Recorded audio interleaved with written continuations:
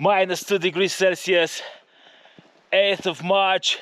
I'm on the Transfagarasan road, yeah, that famous one in Romania, with the BMW R1250RT.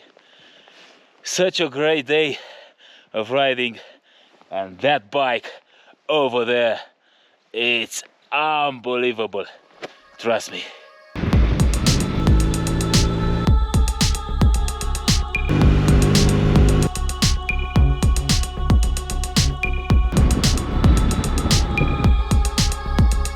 Despite this low temperature, it's not very cold out here, and I don't have a lot of layers on me, but the weather protection on that bike is amazing.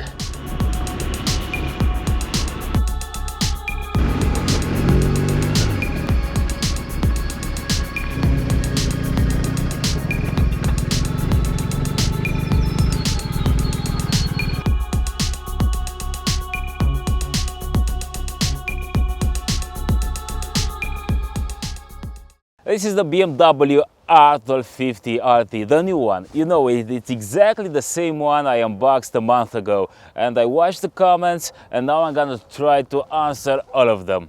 I'm gonna start with the handling, because this bike is a fantastic ride, no matter the place you go.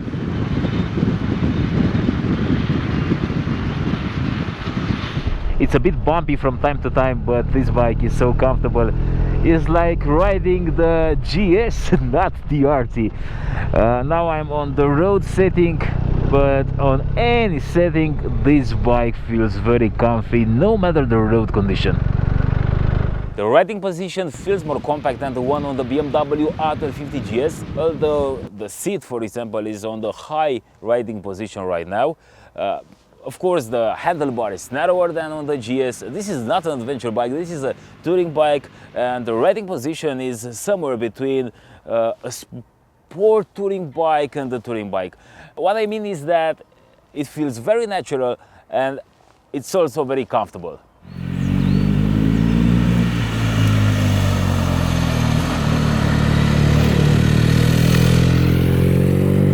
Thanks to this riding position, you can maneuver the bike very easy everywhere, in the tight corners, around tight spaces, even in the city, because it comes with a very good turning angle. You can slide through the traffic very easy. You just have to mind the boxes attached to the bike, and that's it. So this could be an everyday use bike.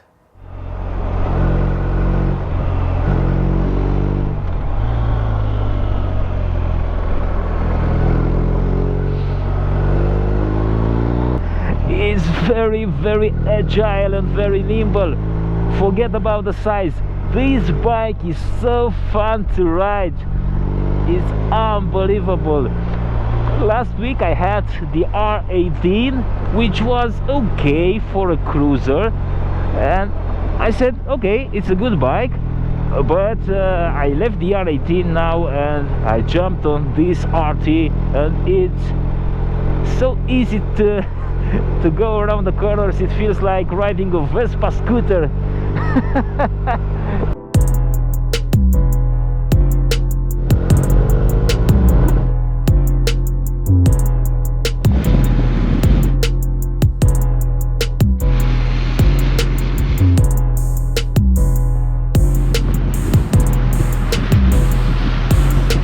I'm not gonna insist on the engine because it's the same one as on the BMW R1250 GS, the same shift cam boxer. It comes with enough, more than enough power and torque, so you can do whatever you want with this bike. Also, you got all the stuff you might wish in terms of electronic. It comes with the IMU, it comes with everything. You have the Pro ABS, ABS Pro, Traction Control Pro, everything is Pro on this bike. So you don't have to be a pro rider to ride it safely. 4 degrees Celsius right now.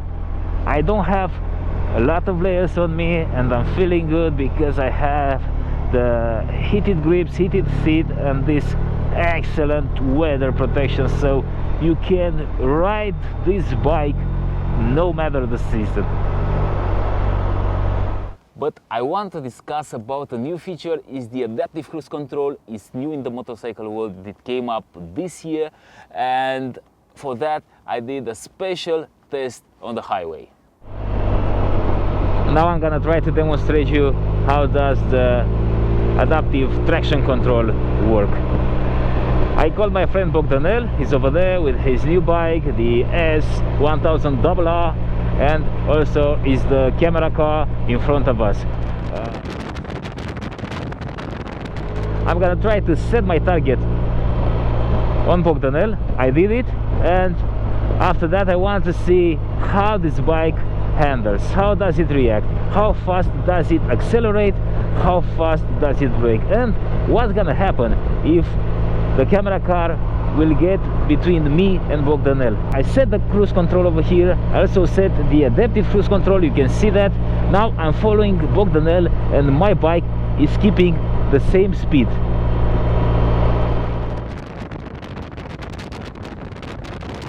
Now let's look how does it react in the corner. No, I'm afraid to do it.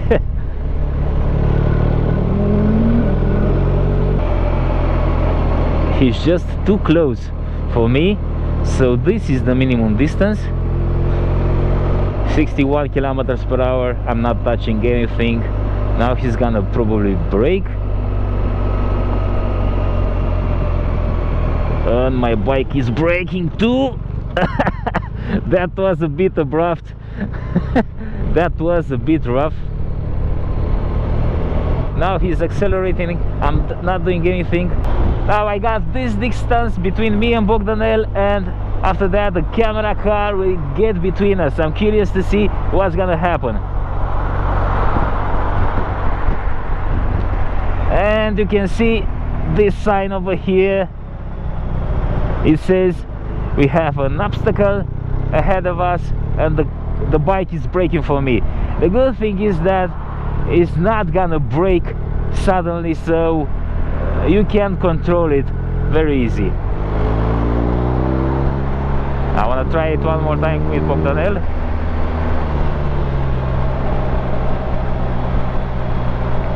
There he is. Calco. Now the system is working. The bike accelerates by itself. It will keep the rhythm with the bike in front of me. Yeah, that's really nice. What I noticed after trying it on the highway is that the system works. This radar over here is doing a pretty good job.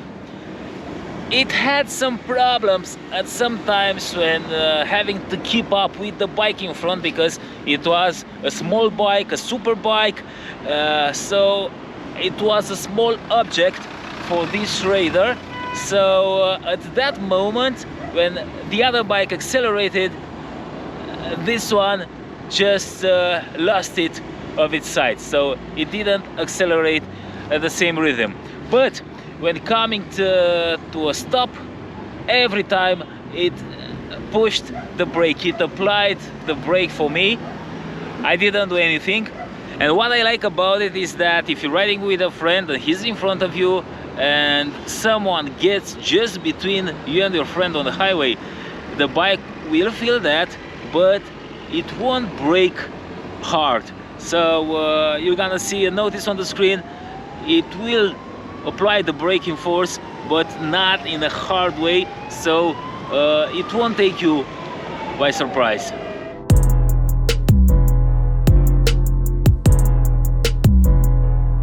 Now let's discuss a bit about the entertainment system, because we have some speakers over here and a huge dash, and BMW updated the stereo system for this year. It still has a radio, but you don't have that ugly antenna anymore. Now it looks more clean, but the volume is quite the same, because you cannot listen to the music. I mean, you cannot hear the music or the news or whatever you want to listen on the highway at more than 120 kilometers per hour. Now let's look at the dash, because It looks very clean, it's very well organized, it gives you all the info you might need, and as you can see, the classic GPS is gone, and now you got an integrated navigation system right into the dash. So what you have to do is to install the BMW Motorrad connected app for free, and after that you're gonna pair the app with the dash, with the bike, and open the navigation system. It's very simple. You can put the destination here and you got the navigation instructions over here on the screen. You can configure the layout in many ways. You can see infos about your vehicle. You can see the navigation big on the screen like this. Oh, this was the radio. Probably you can zoom in, zoom out. Also, you can listen to the music. It's very simple to do it, and you got a lot of cool stuff over there. What's also very nice is that you got a special pocket for your phone over here. You can put it right away, you can close it, and it also comes with wireless charging while in there, and this is very nice. But what I don't like is that BMW didn't want to put a button for the heated grips anymore, so they replaced the button for the heated grips with this one that locks the boxes, which is not that important while riding, for me at least. I would like to have a button for the heated grips, because otherwise I have to go through the menu. So we have to go to the menu, we have to check for the settings, then we have to go to the heating, and now we got the grip heating, and the seat heating is quite annoying. It's quite hard to do it while riding the bike, and I think this is an important feature to have at close reach. Also, there's one more thing, because these buttons, although many, they're not illuminated. So during the night you have to guess what every button does. Probably you're gonna get used to it after a while, but I didn't get used to it yet. So I would like to have some backlit switches on this bike. Take a look at this new headlight. I really love it, and I managed to test it last night, and it was excellent on curvy roads during the night, because it's full LED, but it's not just that. It also got over here a mechanism that is adapting the light in the corner. It's a mechanical stuff. It's not just the classic cornering lights that you're gonna see on every bike, like some LEDs that are lighting up in the left or in the right when you're leaning in the corner. Now this one over here, it's like a mechanical stuff, and it keeps the same position no matter the leaning angle. So when you're going to, I don't know, to a tight corner on the left side, you're gonna see the interior of the corner, and this is very useful during the night. As for the luggage space, you got two pockets in the front. You got these two boxes, which are big enough to accommodate a full face helmet, and you have this big top case. You can put two full face helmets inside this one, so plenty of room for the holiday. What I didn't like about the previous bike was the weather protection. Yes, you got me right, the weather protection, because it was so good, it was so complete that you couldn't get any fresh air during the hot summer days. So for me it wasn't good. Maybe for colder climates is okay. Now I'm wondering about this one, because it's a big change. It's not as bulky as before, the fairings are different, so I'm wondering about this one, how it's gonna be next summer. Yesterday it was fabulous, it was excellent. I was able to do this test ride at, I don't know, 2-3 degrees Celsius during the day, and it was very good. The price, 27,000 euros in our market, with everything you can see on this bike, with the adaptive headlight, even with this paint. It doesn't come with a reverse, but you don't need it because it's quite easy to handle it. The Euro 5 regulations killed most of the competitors for the BMW R1250RT. Okay, there is the Honda Goldwing, but it's more expensive, it's heavier, it's in another class. But a rival for the RT is the BMW R1250 GS, and I got some comments from you regarding the differences. After writing this one yesterday, I can say that the RT is way more comfortable when going on street. It's also good for poor quality roads, and yeah, it feels more fun to ride on the twisties than the GS. It's absolutely fantastic. For me, it was a pleasure riding it. Of course, it's more expensive, and of course, it's not as rugged as a GS, and you should stick to the asphalt. That's all for now. Thanks for watching, and don't forget to subscribe to our YouTube channel if you like it. See you soon.